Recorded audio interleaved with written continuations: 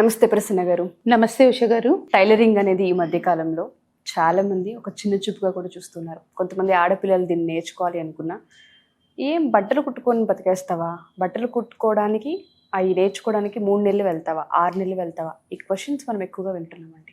అంటే దీనికి సంబంధించి అసలు మీరు ఏం చెప్తారు? ఒక ఫ్యాకల్టీగా మీరు వర్క్ చేశారు, ఒక ఫ్యాషన్ డిజైనర్గా మీరు ముందుకెళ్ళారు, యూఎస్ వెళ్ళి ఈ కోర్స్ కూడా మీరు చేసి వచ్చారు. దీనికి ఎంత డిమాండ్ ఉంది, దీనివల్ల లైఫ్ని ఎలా నిలబెట్టవచ్చు అనేది మీ ఒక్కరికే తెలుసు.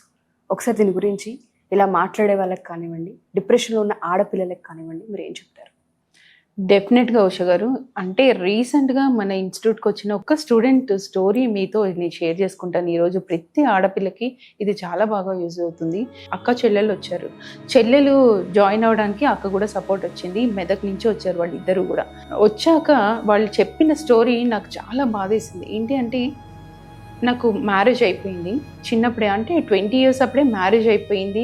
ఒక 5-6 years అయిన తర్వాత 2 పిల్లలు, ఒక బాబు, ఒక పాప. తర్వాత ఒక 7 years తర్వాత మా ఇద్దరికి కొంచెం గ్యాప్ వచ్చేసింది, డిస్టర్బెన్సెస్ వచ్చేసాయి. మేము కొంచెం దూరంగా ఉండాల్సిన రీజన్స్ వచ్చాయి. ఫ్యామిలీలో చాలా డిస్టర్బెన్స్ అయ్యాయి. అలాంటి సిచ్యువేషన్లో ఒక హస్బెండ్ని నమ్ముకొని నేను మ్యారేజ్ చేసుకొని ఒక ఇంట్లో అడుగుపెట్టిన తర్వాత, అలాంటి సిచ్యువేషన్లో అతనే లేడు అన్నప్పుడు నేను పుట్టింటికి వెళ్ళాలా, అత్తింటికి వెళ్ళాలా, నేను ఇక్కడే ఉండాలా ఇండిపెండెంట్గా? అసలు ఏం చేయాలి? Question mark. 2 పిల్లలు, మళ్ళీ ఆ పిల్లల్ని వదిలేసి ఎక్కడికి వెళ్ళలేను నేను. ఇలాంటి సిచ్యువేషన్స్లో నేను జాబ్ కూడా చేయలేను పిల్లల్ని వదిలేసి.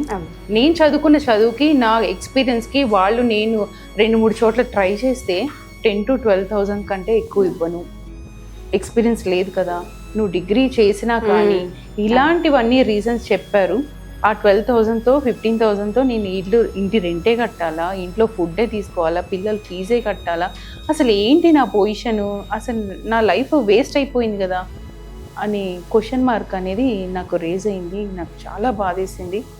ఎందుకు నా లైఫ్ వేస్ట్ కదా అనిపించింది అని తను షేర్ చేసుకుంది అనమాట. నాకు చాలా బాధేసింది. ప్రతి ఆడపిల్ల సిచ్యువేషన్ ఇదే కదా. తను ఏదో గ్యాప్ వచ్చి విడిపోయాడు. కొంతమందికి అయితే యాక్సిడెంట్ అయ్యి అసలు ఎక్స్పైర్ అయ్యే, కొంతమందికి ఇంకా హెల్త్ ఇష్యూస్, ఏ రీజన్ అయినా ఉండొచ్చు. కానీ ఒక ఆడపిల్ల అనేది ఫైనాన్షియల్గా ఇండిపెండెంట్గా ఉన్నప్పుడు ఆ ధైర్యం అనేది డిఫరెంట్గా ఉంటుంది. ఆ ధైర్యాన్ని నింపడం ఇప్పుడున్న సిచ్యువేషన్స్లో మన ఇన్స్టిట్యూట్లో వచ్చిన ప్రతి ఆడపిల్లకి ఆ ధైర్యాన్ని నింపాలి అని నాకు అనిపించింది. అసలు ఆ స్టోరీ వింటే నాకు చాలా బాధేసింది ఉష గారు.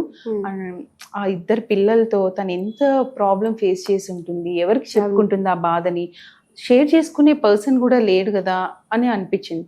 నేను ఒకటే చెప్పాను, అమ్మ నువ్వు ఇవన్నీ ఆలోచించుకో, 6 months టైం నా దగ్గర స్పెండ్ చేయి, తర్వాత నేనే కొద్ది రోజులు నీకు ట్రైనింగ్ ఇస్తాను, ఆ తర్వాత నువ్వు ఒక బుటెక్ రన్ చేసుకోవచ్చు, స్టూడియో రన్ చేసుకోవచ్చు, లేదు అంటే నేనే జాబ్ నీకు పెట్టిస్తాను. ఇలాంటి తనకి ధైర్యం చెప్పి ఒక 6 months దానికి కంప్లీట్గా మన దగ్గర కోర్స్ కంప్లీట్ చేసిన తర్వాత ఇప్పుడు స్టిల్ అంటే ఆల్మోస్ట్ నేను చెప్పింది long back 1 year back story ఇదనమాట.